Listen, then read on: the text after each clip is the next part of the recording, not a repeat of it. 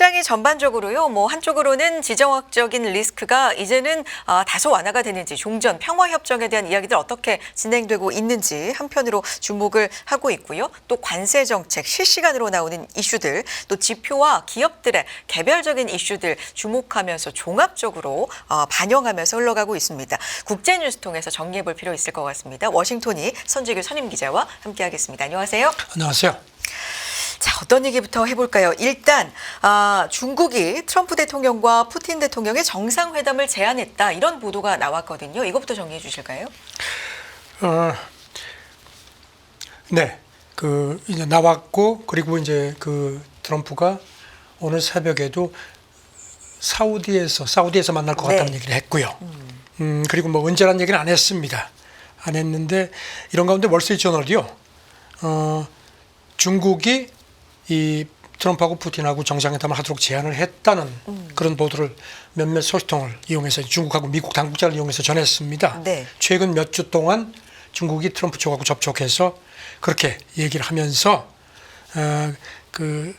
중국 제안에는 젤렌스키를 빼라 이렇게 했다는 겁니다. 네. 그리고 또 휴전이 되면은 평화유지군을 중국이 파견하겠다. 그래가지고 보증인 역할을 하겠다는 그런 내용도 들어있다고 하는데, 일단 중국하고 러시아가 굉장히 긴밀한 관계이기 때문에 미국도 그렇고 서방도 이 부분에 대해서는 굉장히 회의적이다. 이렇게 또 보도가 나왔습니다. 그러니까 중국이 미국과 러시아 만남을 제안을 했다는 거고, 본인들 중국이 보증인 역할을 하겠다, 이런 내용이 있다라는 건데, 미국 반응이 궁금합니다. 사실 확인이 좀 됐어요? 네, 여기 대해서 이제 백악관 관계자가 논평 요청에 대해서 구체적으로 답변하지 않고요. 이렇게 얘기를 했습니다. 그 내용이 전혀 실행 가능하지 않다, 이렇게만 밝힌 걸로 보도가 됐습니다. 네. 반면에 중국 외교부 대변인은 원칙적인 얘기를 했습니다. 이런 정치적인 해결을 위해서 계속 건설적인 역할을 할 거다 하면서 관련 우리가 더 제공할 수 있는 정보는 없다고 하는데, 일각에서는 중국이 베이징에서 푸틴하고 트럼프가 만나는 걸 고려한다는 그런 관측도 나옵니다. 네. 전승절 기념식에 참석하는지 그 여부 가지고도 좀 얘기가 있잖아요. 러시아가 2차 대전 네. 때 나치한테 이긴 전승절이 이제 러시아는 5월 9일 전승절인데, 여기 대해서 오늘 새벽에 러시아 타스 통신이 크렘린궁 대변인을 이용해서 전했는데, 올해 전승절 기념식에 특히 트럼프를 비롯한 많은 지도자가 왔으면 좋겠다, 이렇게 얘기를 했습니다. 네. 그러니까 이제 어떻게 보면 이제 초대를 한 셈인데요. 그래서 그런지 이거 관련해서 조금 전에 트럼프가 상호 관세에 대해서 많은 얘기를 하면서 자기는 원래 러시아가 G7에 들어가 있어서 G8이었죠. 근데 이제 그게 러시아가 이제 쫓겨났죠. 그게 잘못됐다고 생각한다. 러시아를 복귀시켜가지고 G8으로 환원시키는 게 자기는 바람직하다고 본다고 또 이렇게 또 좀 일종의 화답을 했습니다. 네. 이것도 어떻게 보면 어떤 분위기 전환, 좀 관계가 어떻게 변화하는지 좀 네. 미묘한 부분 중에 하나로 좀 볼 수가 있겠네요. 다음 내용으로 그렇다면 넘어가 보겠습니다. 종전 협상 얘기가 이렇게 진행이 되는 와중에 유럽이 이 협상 과정에서 소외될 수 있다, 이런 얘기들이 곳곳에서 지금 나오는 것 같은데요. 분위기 전해주세요. 지금 외신들이 전한 걸 보면은 네. 유럽이 사전에 통보를 받지 못한 모양입니다. 그래서 지금 유럽 쪽에서 이거 잘못하면 우리가 사실상 어떻게 보면 전쟁 당사자인데 협상에서 소외될지 모른다는 그런 우려가 있는 것 같습니다. 그래서 그런지 유럽연합 집행위원회하고 영국, 프랑스, 독일, 스페인, 이탈리아, 폴란드가 공동으로 성명을 냈습니다. 그러니까 네. 트럼프가 푸틴하고 통화했다고 발표한 직후에 거기 보면은 우리가 모든 협상에 들어가야 되겠다, 이렇게 얘기를 했습니다.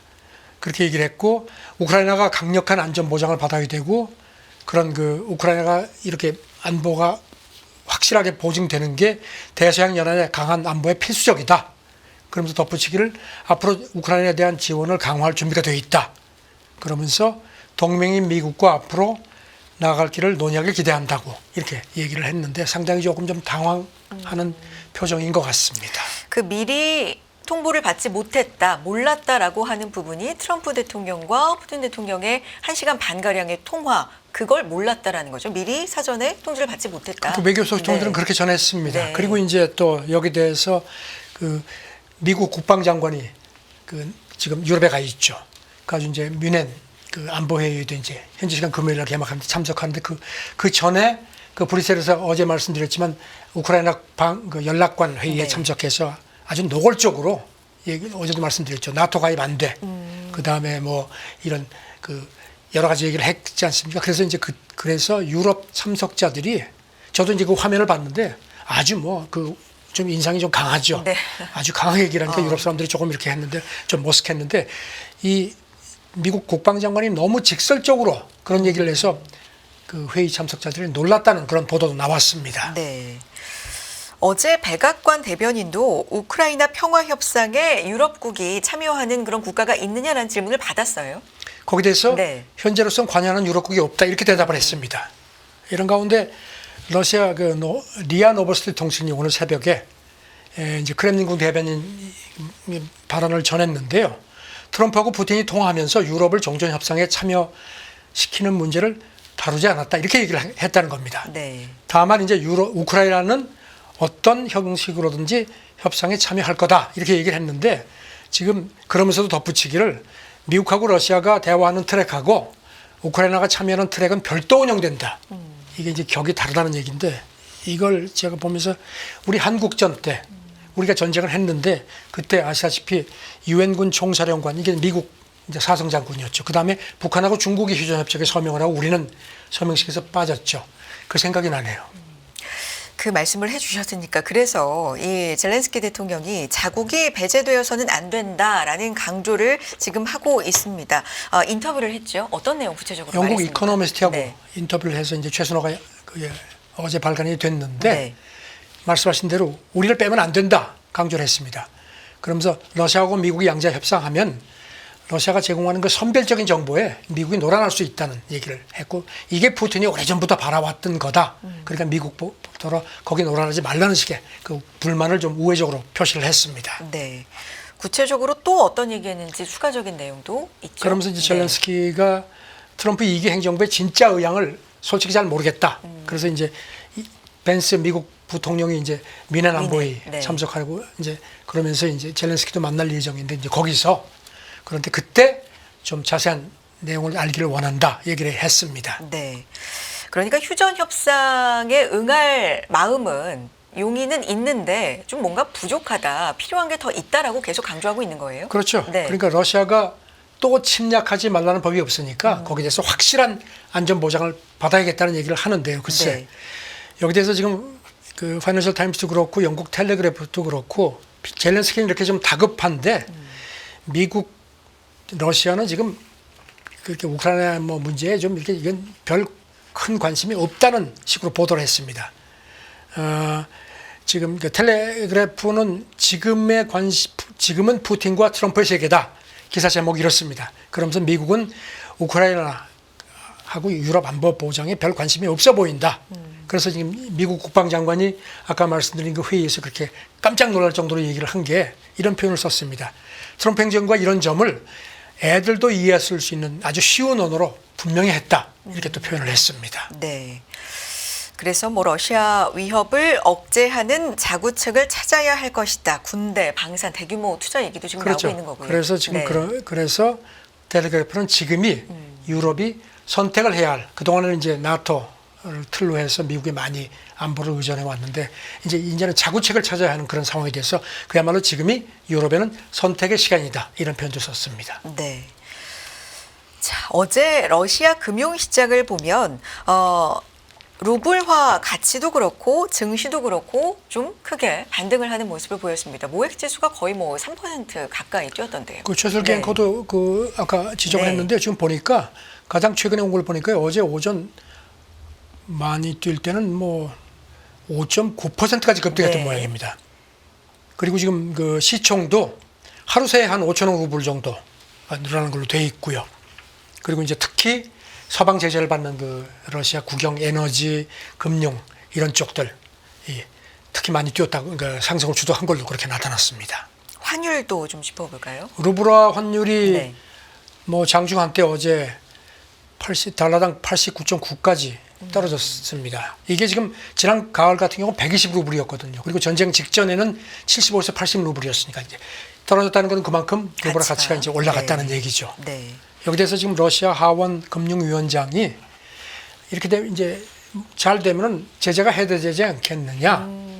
그러면은 미국이 해제를 하게 되면 유럽도 가만히 있으면 자기네가 손해 보니까 뒤따라지 않을 수 없을 거다.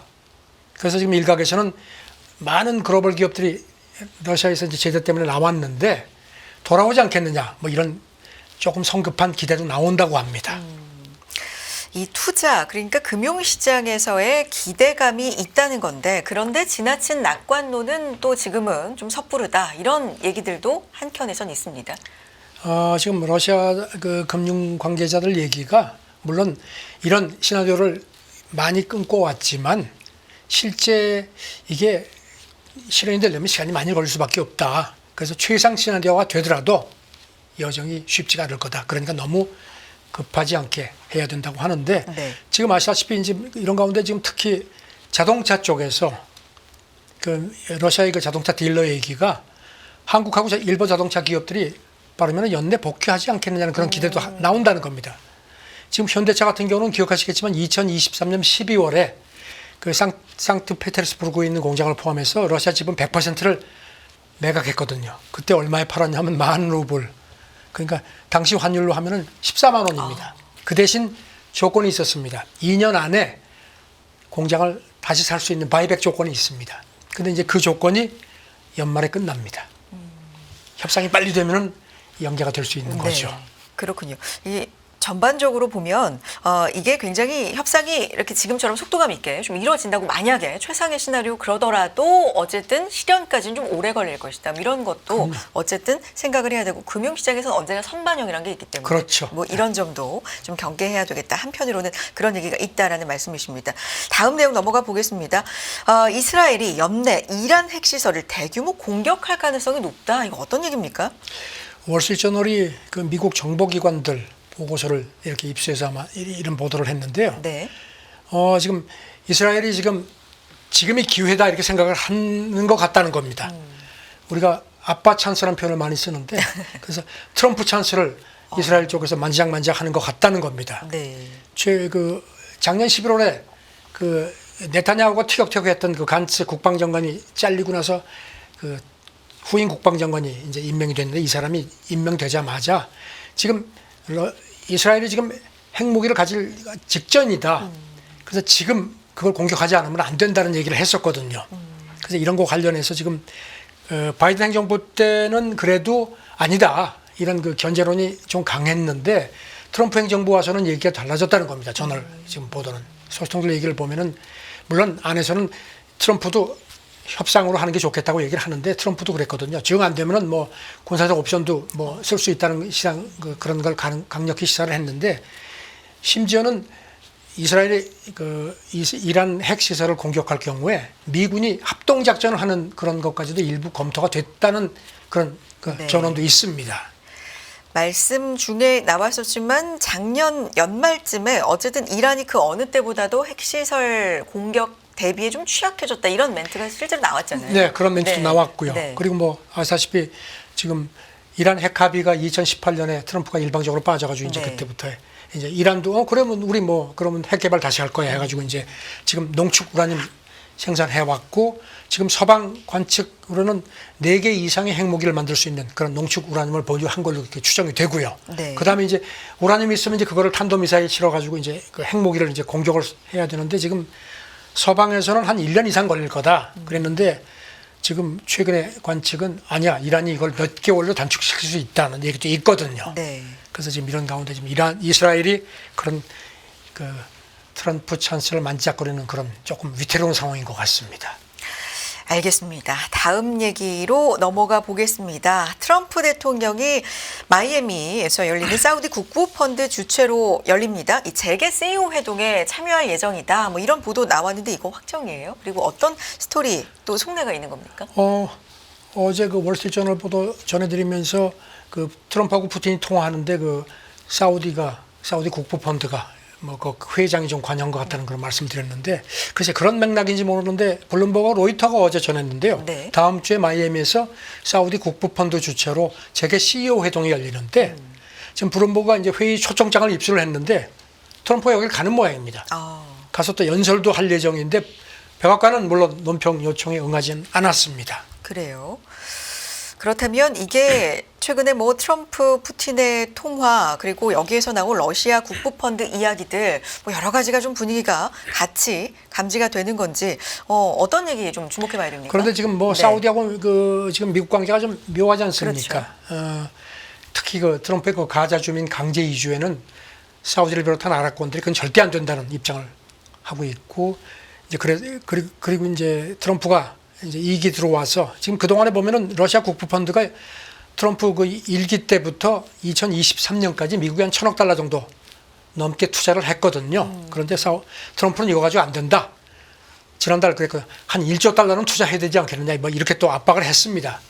지금 사우디도 미국에서 좀 아쉬운 게 있거든요. 미국 이제 트럼프가 1기 때부터 이 중동 자기 나름 구상으로 해서 이른바 아브라함 협정해서 이제 그 일환으로 이스라엘하고 사우디가 이제 수교하기를 압박해 왔는데 사우디는 두 가지 조건이 있죠. 이스라엘에 버금가는 확실한 안보 협정을 제공하고 그다음에 민간 원자력 프로그램도 우리한테 허용해라 했는데 이런 거 가지고 이제 서로 왔다 갔다 딜을 하는 상황인데 트럼프가 이제 모든 걸 이제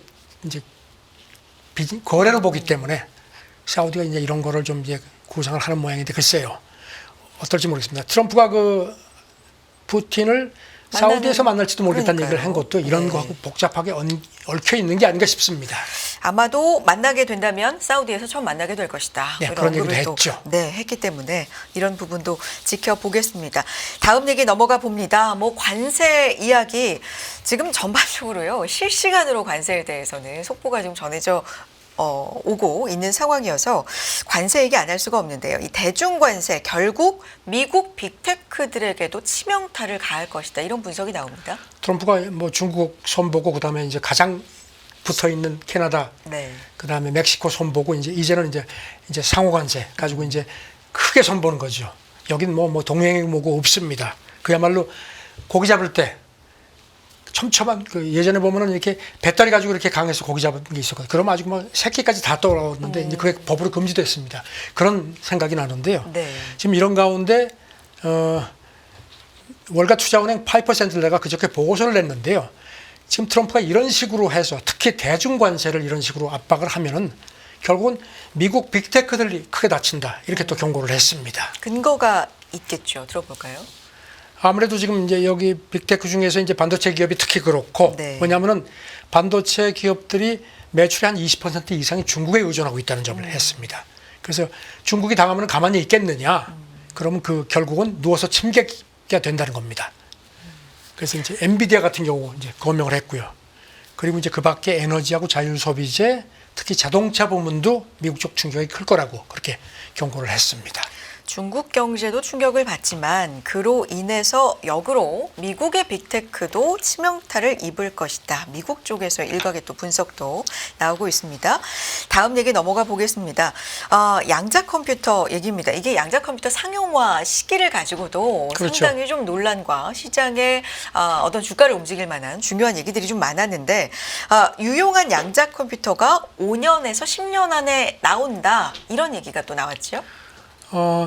얼마 전에 네. 그 젠슨랑 엔비디아 CEO가 양자 컴퓨터 좀 제대로 된 거 나오려면 한 20년 더 있어야 된다고 얘기를 해가지고 그때 그 관련 충격이 좀 주들이 막 있었죠. 네. 엄청나게 주저앉았지 않습니까? 네. 그런데 거기에 대해서 구글 모기업 알파벳 그 순다르 피차이 CEO가 조금 그걸 좀 낙관적으로 봤습니다. 자기가 볼 때는 실질적으로 유용한 제품이 5년에서 10년 안에 가능할 것 같다 이렇게 전망을 했습니다. 네. 그저께 두바이에서 열린 회의에서 그렇게 얘기를 하면서 지금 그 양자 컴퓨터의 그 발전 추이가 10년 전 그 AI 발전 단계하고 비슷해 보인다.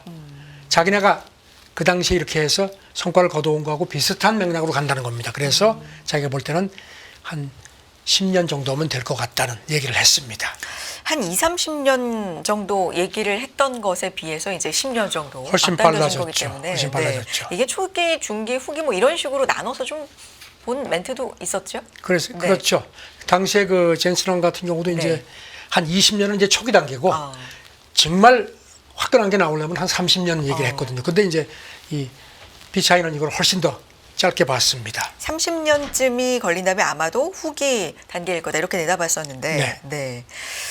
그렇군요. 그래도 그리고 유용한 제품은 5년에서 10년 걸린다. 그리고 이제 거기다 또 덧붙이기를 네. 그 구글이 기억하시지만 작년 12월이었죠. 자체 개발한 양자칩 윌로 장착한 그 양자 컴퓨터가 그 지금 현존하는 가장 빠른 슈퍼컴 프론티어가 우주 역사보다도 긴 시간에 계산해야 하는 걸 단 5분 안에 물론 이제 시험 단계지만 했다고 발표를 했었거든요. 그 관련해서 구글이 5년 안에 상업용 양자 컴퓨팅 애플리케이션 출시도 목표로 한다고 발표를 했습니다. 네. 그렇게 돼서 이게 참 이게 그렇게 된다면 정말 이건 뭐 엄청난 판도 변화가 되는 거죠. 딥시크에 대한 언급도 있었죠. PCI가 상당히 긍정적으로 평가를 네. 했습니다. 아주 훌륭한 일을 해냈다. 그러면서 글로벌 AI 경쟁이 얼마나 치열한지를 보여줬다고 하고 구글도 이걸 통해서 몇 가지 교훈을 얻었다. 그렇게 덧붙였습니다. 알겠습니다. 다음 내용 넘어가 봅니다. 중국의 돈이 많은 사람들, 이 부호들이 사비를 털어서 대학을 세우는 추세가 늘어나고 있다. 어떤 얘기예요? 지금 홍콩 사우스 차이나 모닝 포스트 등이 보도를 했는데요. 네. 중국의 그 아주 최고 기업가들이 대학을 특히 이런 반도체 AI 쪽 대학에 엄청나게 투자를 한다는 겁니다. 그래서 이거를 투자뿐만 아니라 새로운 이런 그 어떤 그 기술 발전이라는 명목뿐만 아니라 자기네 그 자금을 굴리는 새로운 투자 영역으로 보는 그런 인식도 확산한다는 겁니다. 예를 들면 어떤 그러면서 이제 부호가 있어요? 네. 대표적 사례로 이제 중국의 생수업체 능푸산 취안 네. 그 창업자가 중산산이죠. 중국의 아주 대표적인 부호인데 400억 유안 우리 돈으로 한 8조 원 정도를 들여가지고 이제 여기가 이제 항저우에 자기네 그 거점인데 거기다가 대학을 10년 동안 해가지고 세운다는 겁니다. 대학 이름이 천탕대학인데 이게 항저우 상징인 천탕각인데 거기서 따왔다고 합니다. 그래요. 항저우에는 보니까 지금 그 텐센트 창업자가 기부해서 그 2018년에 물론 이공계 사립대 시우대학도 여기 자리 잡고 있습니다. 그렇군요. 항저우라는 지역 자체가 뭐 딥시크 창업자 량원평, 그렇죠. 네, 뭐 배출한 저장대 비롯해서 좀 항저우에 기반을 둔 대학들이 있어서 좀 주목을 받는 것 같아요. 이 농부산 취한 그 중산산이 이 회사가요 좀 친일 기업 논란이 있었나 봅니다. 그래가지고 불매운동 같은 이제 고초도 겪어서 그런지 이제 그 이걸 발표하면서 우리 돈은 깨끗하다. 또 이런 점도 강조를 한 걸로 보도가 됐습니다. 그렇군요. 뭐 대학을 세운다 이 자체만이 아니라 또 이면에 있는 어떤 목적이 있을 수도 있겠지만 그렇죠. 어쨌든 뭐 첨단 분야 기술 자립을 위해서 부호들이 자기 사비를 턴다. 뭐 어떻게 보면 긍정적인 면도 좀 기업인들이 있어 보이네요. 네. 뭐 투자할 때는 뭔가 뭐 계산이 있긴 네, 있지만 자기는 물론. 이런 그 교육에 관심을 갖는다는 거죠. 이렇게 네. 보니까 또 그 중국 1위 유리업체 푸야오 그룹이 이제 푸젠성 푸저우 여기도 이제 자기들 거점인데 여기 학교를 세웠는데요. 여기도 한 2조 원 정도를 투자를 해서 이제 세웠는데 이게 이제 미국 스탠퍼드 대학을 벤치마킹한 걸로 되어 있습니다. 네. 자, 그래서 이제 그 다음에 뭐 반도체 건물도 세우고 이렇게 하는데 지금 중국판 포브스인 그 후른 연구소 그 분석을 보면요, 중국 상위 기부자의 70%가 교육 분야에 우선순위를 두고 있다는 겁니다. 그게 이제 이런 덕택에 지금 중국이 미국의 그 IT 쪽을 바짝 따라가는 그런 그 원동력도 된다는 분석도 덧붙였습니다. 알겠습니다. 다음 얘기 넘어가 보겠습니다. 트럼프 대통령이요, 워싱턴 DC 대표적인 예술 공연장 케네디 센터 이사회 의장에 선임됐다. 그러니까 본인이 선임이 됐다라고 본인이 직접 밝힌 겁니까? 어떤 네. 얘기예요? 네. 그저께 트루소셜에다가 올렸습니다. 영광이다. 그러면서 이곳을 매우 특별하고 환상적인 곳으로 만들겠다. 트럼프가 환상적이라고 하면은 조금 좀 걱정하는 사람들도 있습니다. 특히 예술 쪽에서는. 더 자세한 얘기를 안 했는데 네. 그리고 기억하시겠지만 그 앞서서 지난 월요일에는요. 여기 임시 사무국장으로 그 미국 베네수엘라 특임 대사를 지낸 리처드 그레넬 이 사람은 이제 아주 가까운 그 인사인데 지명을 했거든요. 있던 사람들 다 쫓아내고요. 그러면서 당시도 그 사람이 나하고 미국 예술 문화 황금기를 향한 비전을 공유하고 있다. 그러면서 이제 그때 이런 얘기를 했습니다. 더는 케네디 센터가 드래그쇼, 이게 이제 여장 남자 공연 같은 거, 그 다음에 반미 선정 공연 같은 걸 못할 거다. 그래서 지금 이른바 이제 문화전쟁도 선언한 걸로 그렇게 미국 언론들이 보도를 했습니다. 네. 여기 알겠습니다. 그동안의 그 이사장은 그 바이든하고 가까웠던 그 칼날 공동 창업자 데이비드 루벤스타인이었습니다. 이 사람은 이제 자선 사업도 많이 했었는데 저는 이제는 그야말로 이런 여러 가지 상황에서 좀 이른바 워크에 대한 그런 불만이 많았죠. 문화 전쟁도 본격적으로 하면서 자기가 아주 그냥 직접 그 이사장 자리까지 차고 들어갔습니다. 취임식 한 지 지금 한 달이 안 된 거죠, 기자님? 100일 안에 저는 많은 걸 바꾸겠다고 하는데 실행을 하고 있습니다. 네. 초반에 이제 한 3주 정도 동안에 정말 많은 이야기들을 좀 쏟아내고 있고 뭐 변화가 있어 보입니다. 좀 지켜보겠습니다. 당분간 이슈가 좀 많이 쏟아지겠죠. 네. 수고 좀 해주시고요. 자, 여기까지 워싱턴이 듣겠습니다. 손재기 선임 기자 함께했습니다. 고맙습니다. 네, 감사합니다.